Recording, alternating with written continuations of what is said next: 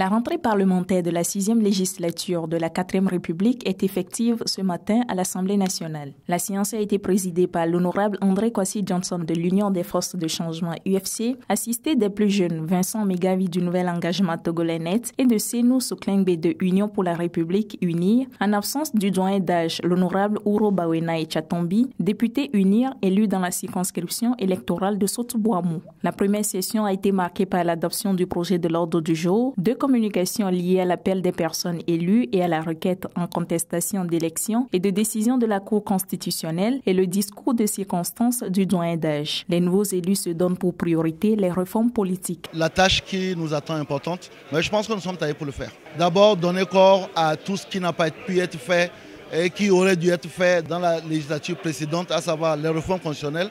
Il faut que dans le mois à venir, qu'on puisse faire les réformes constitutionnelles dans les meilleurs délais.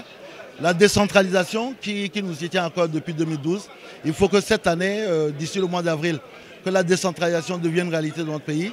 Mais globalement, il faut que nous ayons une Assemblée nationale qui légifère, une Assemblée nationale qui fait des propositions de loi, une Assemblée nationale qui contrôle l'action du gouvernement, qui convoque les ministres, et une Assemblée nationale qui va sur le terrain. Je pense, avec l'aide de Dieu, rapidement passer aux questions de réforme constitutionnelle et institutionnelle, tant entendue par tous les Togolais, pour pouvoir apaiser le cœur de tout un chacun de nous.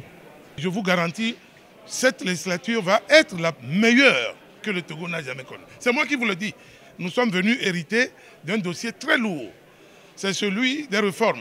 Nous allons sacrifier tout le temps qu'il faut. C'est pour cela que nous n'allons pas en congé. Ce qu'il faut retenir surtout, c'est le message du doyen d'âge qui a expliqué que le Togo est debout, le Togo est en marche et que dans une harmonie parfaite, il faut que les uns et les autres se mettent au travail pour le développement véritable et intégral du Togo. Le plus jeune de la nouvelle Assemblée, l'honorable Vincent Megavi, compte représenter valablement les jeunes. C'est une occasion pour la jeunesse de montrer ce qu'elle sait faire.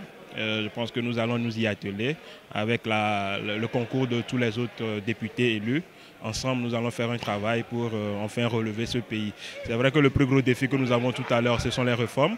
On va se mettre là-dessus. Pensons que nous allons faire beaucoup de choses cette année. Le nombre de femmes a baissé dans le nouvel hémicycle, mais les honorables promettent de les intéresser à la chose politique. C'est un regret que les femmes aient régressé. Dans l'ancienne législature, on avait 17 femmes, aujourd'hui on en a 15. Mais je crois, et je le dis toujours, les femmes doivent prendre leurs responsabilités. Les hommes vont envahir les partis politiques. Les femmes doivent prendre des postes de responsabilité.